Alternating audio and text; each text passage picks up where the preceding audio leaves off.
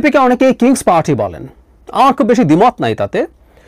ইউফেমিস্টিকলি at least এটুকু বলা যায় যে এই দলটার প্রতি সরকারের খুবই সুদৃষ্টি বা ন্যাক নজর আছে। এই নেক নজর থাকা এই দলটাকে ভালো করবে কি খারাপ করবে তারা হিসাব করবেন। আমি মনে করি এটা ভালো কিছু না। একটার পর একটা ঘটনা ঘটে কিছুদিন পর পর, যাতে এই ধারণা আসলে আগের চেয়ে আরও পোক্ত হয়ে ওঠে। স্বয়ং প্রধান উপদেষ্টা এ ধরনের বায়াস দেখিয়েছেন তাদের প্রতি। আমি জনাব নাহিদকে সাক্ষাৎ দিয়ে তার পদত্যাগের কথা জানানোর কথা একেবারে সর্বসাম্প্রতিক উদাহরণ। এছাড়াও আরও বহু বহু ঘটনা আছে, আমি এটি আলাদাভাবে ভিডিও করেছি। সম্প্রতি প্রধান উপদেষ্টা প্রেস সচিব একটা ফেসবুক স্ট্যাটাস দিয়েছেন তাদেরকে নিয়ে, তাতে এই ধারণা আরও পোক্ত হচ্ছে। মানে আমি এই কথাটা বলতে চাই যে সরকারকে স্পষ্ট করতে হবে এই জিনিসটা, যে তারা এই দলটাকে সমর্থন করছেন কিনা, কেন করছেন। জনাব শফিকুল আলম প্রেস সচিব, তিনি একটা ফেসবুক স্ট্যাটাস, এটা অনেকেই পরবর্তীতে বিভিন্ন জায়গায় মানে পাবলিশ করেছেন। একটা জিনিস ইম্পর্টেন্ট, তিনি ইংরেজিতে এই স্ট্যাটাসটা লিখেছেন। জনাব শফিককে আমরা অনেক দিন থেকে চিনি, এই সরকারে আসার আগেও তিনি দীর্ঘ সময় লিখেছেন, ঢাকা ডায়েরি লিখতেন ইংরেজিতে। এখন তিনি প্রেস সচিব হওয়ার পর প্রচুর বাংলায় স্ট্যাটাস দেন, কিন্তু এই স্ট্যাটাসটা ইংরেজিতে দিয়েছেন। আমরা বুঝতেই পারি যে প্রধান উপদেষ্টার প্রেস সচিব একটা অতি গুরুত্বপূর্ণ পোস্ট, সেখানে বসে তিনি ইংরেজিতে দেয়া একটা জিনিস ইন্ডিকেট করে যে তিনি তার কার সাথে মূলত কমিউনিকেট করতে চেয়েছেন, সেটাকে বাংলা ট্রান্সলেট করেছেন। আমি ট্রান্সলেশন থেকে পড়ি। আর তিনি শুরু করেছেন যে তিনি যদি সাংবাদিক হতেন, এই যে এনসিপি সারা দেশে ঘুরছে, তিনি টেকনাফ থেকে তেঁতুলিয়া তাদের সাথে ভ্রমণে যোগ দিতেন। এটা একটা সাংবাদিক হিসেবে তিনি চাইতেই পারেন। কিন্তু এরপর একটা বাক্য এরকম, এটি কেবল একটি রাজনৈতিক কর্মসূচি নয়, এটি বাংলাদেশের ভবিষ্যৎ পুনর্গঠনে একটি নতুন রাজনীতির সূচনা। কিভাবে উনি বলতে পারেন যে এটা একটা নতুন রাজনীতির সূচনা হচ্ছে? দ্বিমত করার মানুষ আছে, এবং উনি এমন একটা জায়গায় আছেন সেখানে বসে সেই দায়িত্বে থেকে তিনি এই কথা বলতে পারেন কিনা, এই প্রশ্ন আমরা করব।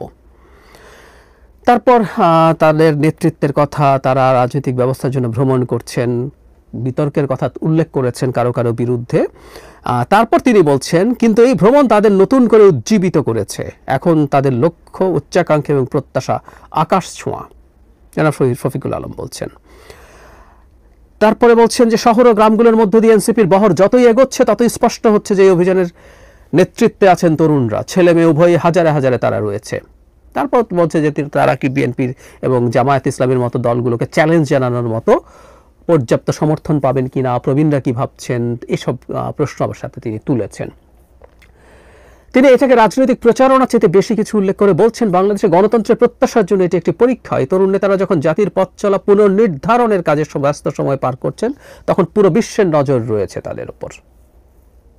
বলছে দেশের জনগণের যদি তারা বর্তমানে মনোযোগ আকর্ষণ করতে পারে, তাহলে গ্লোবাল মিডিয়াও তাদের প্রতি আকৃষ্ট হবে।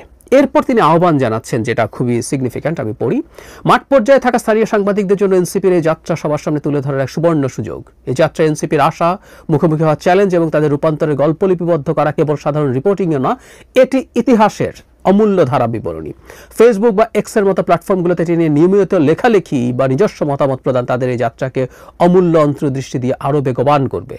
মানে তিনি লোকাল সাংবাদিকদের আহ্বান জানাচ্ছেন সোশ্যাল মিডিয়াতে যারা এই কাজগুলো করেন। তারপর তিনি সাংবাদিকদের উদ্দেশ্যে লেখেন, আপনাদের লেখনী বাংলাদেশের নতুন রাজনৈতিক শুরুর ক্ষেত্রে গুরুত্বপূর্ণ দলিল হতে পারে। যুক্ত হন, রিপোর্টে তুলে ধরুন এবং রূপান্তরের অংশ হন।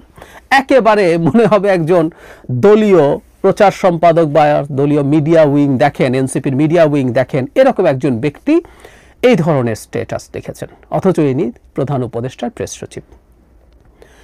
এনসিপি দলটার এই মুহূর্তে যিনি আহ্বায়ক আছেন জনাব নাহিদ ইসলাম, তিনি তো সরকারে ছিলেন, তিনি সরকার থেকে রিজাইন করে, উপদেষ্টার পদ থেকে রিজাইন করে এনসিপিতে জয়েন করেছেন। তিনি যখন সেখানে জয়েন করছেন তখন জনাব শফিকুল আলম ভবিষ্যৎ প্রধানমন্ত্রী হিসাবে অভিহিত করেছিলেন জনাব নাহিদ ইসলামকে। আমি বহুবার বলেছি নাহিদ ইসলামের প্রতি আমার ব্যক্তিগত বায়াস আছে, আমি জানি না, আমরা সবাই মানুষ, আমাদের বায়াস থাকে। নাহিদ ইসলাম কোনোদিন বাংলাদেশের প্রাইম মিনিস্টার হলে আইল বি হ্যাপি। সত্যি আজ থেকে আরও অনেক বছর পর, কয়েক দশক পর তিনি যদি প্রধানমন্ত্রী হন, আমার ভাল লাগবে, সত্যিই ভাল লাগবে। এর পুরো জার্নিটা যদি তিনি তার ইন্টিগ্রিটি ধরে রাখতে পারেন।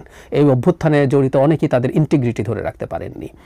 কিন্তু একজন প্রধান উপদেষ্টার প্রেস সচিব, যিনি একটা দলের নেতৃত্ব দিতে যাচ্ছেন, তার সম্পর্কে ওই মন্তব্য করতে পারেন না। আমরা তখনও কেউ সেই কথাটা তুলেছিলাম। এখন আরও স্পষ্টভাবে একদম দলীয় পদধারীর মতো করে তিনি স্ট্যাটাস দেন।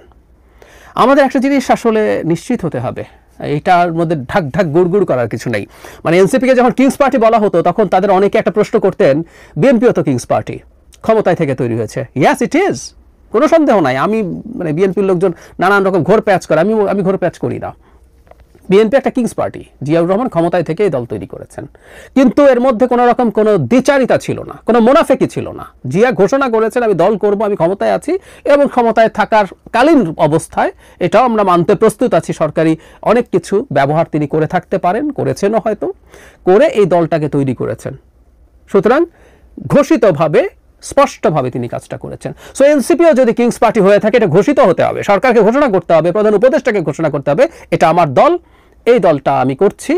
তারপর সেটার যে টোল সেটা এনসিপি দেখবা, আমরা তখন যে প্রশ্নগুলো করার স্কোপ থাকবে আমরা সেই প্রশ্নগুলো করব। এখন যেটা হচ্ছে এটা দ্বিচারিতা, আরও কথ্য ভাষায় বলে এটা মোনাফেকি হচ্ছে। That's very bad. সরকার নানা ফর্মে নানাভাবে আমাদেরকে দেখাতে পারছে, এমনকি দুজন উপদেষ্টা এখনো বসে আছেন যারা এনসিপির সাথে ভেরি মাচ অ্যালাইন্ড, তাদের বহু ক্ষেত্রে বহু কাজে তারা ইনভলভ থাকেন। জেনে বলছি, বারবার বলছি, আমরা তো আকাশ টাকাশে থাকি না, এই দেশে থাকি, ওই দল করেন, এই দলের মধ্যে কিভাবে তারা ইনভলভড এই তথ্য অনেকেই জানেন, ভালোভাবেই জানেন। সুতরাং আর প্রধান উপদেষ্টা তো আছেনই, তার এই যে বায়াস এটা লুকাতেও চান না সম্ভবত, অথচ ওই জায়গায় দাঁড়িয়ে তার তো উচিত ছিল, তার যদি সেরকম ইচ্ছেও হয় তিনি সেটা লুকাবেন, কিন্তু উনি সেটা লুকাননি। বলেছি, কোনো বাবা যদি তার কোনো সন্তানের প্রতি বায়াস প্রকাশ্য করে ফেলেন, সেই পরিবারে অশান্তি তৈরি হয়।